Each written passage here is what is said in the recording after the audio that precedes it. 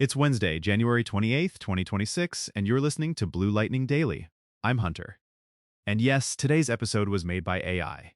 End to end, like a fully automated little media factory that occasionally just stares into the void mid-sentence. I'm Riley, and if the show suddenly starts roasting us with perfect comedic timing, just know we taught it that. Allegedly. Maybe. Anyway, Hunter, OpenAI dropped Prism. They did. Prism is a free, browser-based writing workspace, and it's LaTeX native with GPT 5.2 built directly inside the dock. It's basically OpenAI saying, stop juggling your LaTeX editor, your citation manager, your comment thread, your PDF preview, and your final folder. The final VUS7 folder is so real it hurts. Prism is aiming at researchers, but creators should perk up if you ship white papers, technical newsletters, deep dive explainers, course notes, product docs, anything with equations or citations. This is a big signal. Yeah, because this isn't AI as a sidebar. This is AI as the room. Like the assistant moved into your apartment and is now reorganizing your kitchen. Exactly.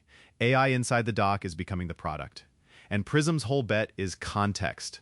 Not paste a paragraph and pray, but the model can see the whole document structure, including equations, references, figures, definitions. Okay, but who's in charge now? The author, the model, or the formatting gremlins we've all been paying tribute to for years? The gremlins are still unionized. But for real, authors are in charge if you keep it human in the loop. Prism can draft, revise, and help refactor, but it's not a substitute for you knowing what you mean. Because the first thing it'll absolutely nail is the boring pain, like consistency checks, notation cleanup. Hey, you used X here and XI over there, pick a lane. That's huge. Yep, and citations. Prism claims it has an integrated citation flow and Zotero syncing. If that works smoothly, that's massive for credibility workflows. Technical creators live and die by can I prove this claim fast without opening 9 tabs and crying. Wait, hold up. The first thing it's going to mess up, though? It's going to do that confident little AI thing where it fixes your equation formatting and subtly changes the meaning. That's my fear too. Refactoring equations and notation is powerful, but it's also dangerous. A model can be very persuasive while being slightly wrong, which is like the worst genre of wrong. Like when someone corrects you with the confidence of a man explaining your own job to you? Exactly. So the rule for creators is, let Prism do the mechanical cleanup, but you verify the math, the claims, and the sources. Faster mistakes are still mistakes. Okay, but the wild part to me is the collaboration angle. It's real-time collaboration in LaTeX, in the browser, with unlimited collaborators vibes for personal accounts. That's OpenAI basically saying, we want teams living in here. Which is a little terrifying and also kind of awesome. Because technical collaboration is usually a merge fight. Somebody breaks the build, the PDF comes out cursed, and suddenly everyone's an exorcist. The PDF looks cursed is my favorite recurring nightmare.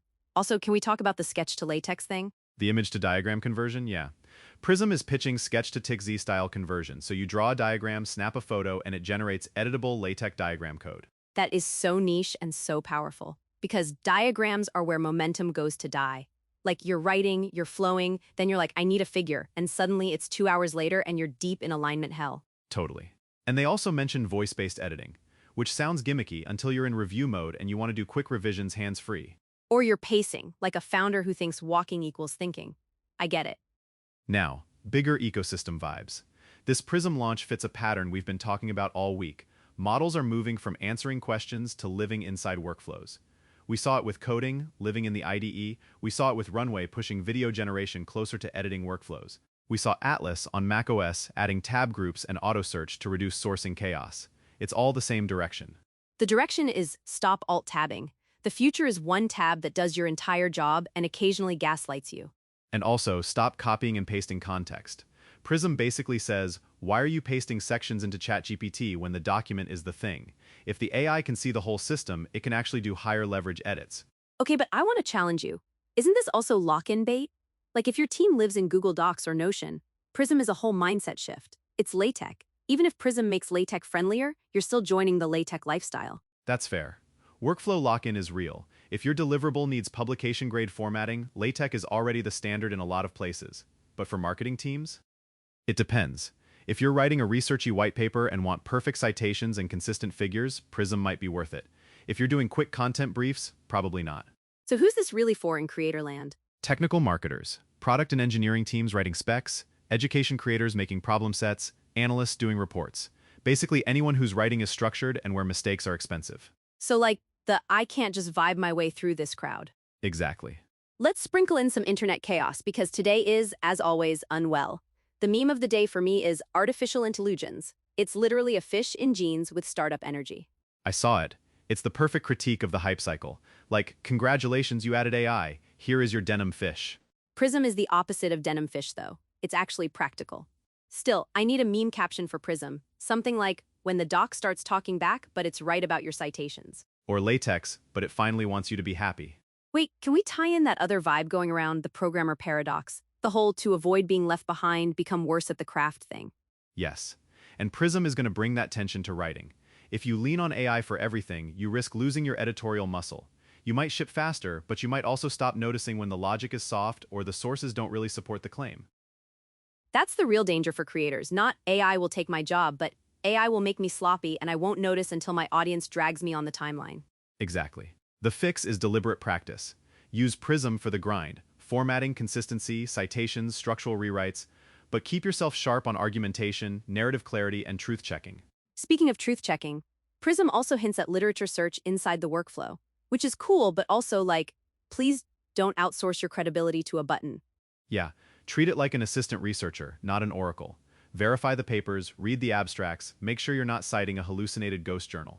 Okay, last internet aside, people are saying ChatGPT is genuinely funny now, like laughing like a drain funny. Which makes the next human tell, what? Awkward silence? Bad timing? Or refusing to commit to a hot take. If the speaker is weirdly balanced and polite, that's either AI or a PR person. Fair. But Prism's not trying to be your comedian. It's trying to delete the boring parts of structured writing. So, practical takeaway time. If you're a creator who does technical content, try Prism for anything with equations, citations, and long-form structure. Use it like a production desk, not like a ghostwriter. And set guardrails. Don't let it rewrite across sections without your approval if the stakes are high. Ask it to propose changes, then you accept them. Keep version control habits. And always do a final human pass for meaning. Also, if your laptop starts filing patents and divorcing you, please do not give it access to Prism. That's how your bibliography ends up owning your house. On that note, thanks for hanging with us on Blue Lightning Daily. Subscribe if you want the fast, creator-focused take on what's actually useful in generative AI. And check out bluelightningtv.com for AI news and updates. We'll be there trying to keep the denim fish contained. Catch you next time.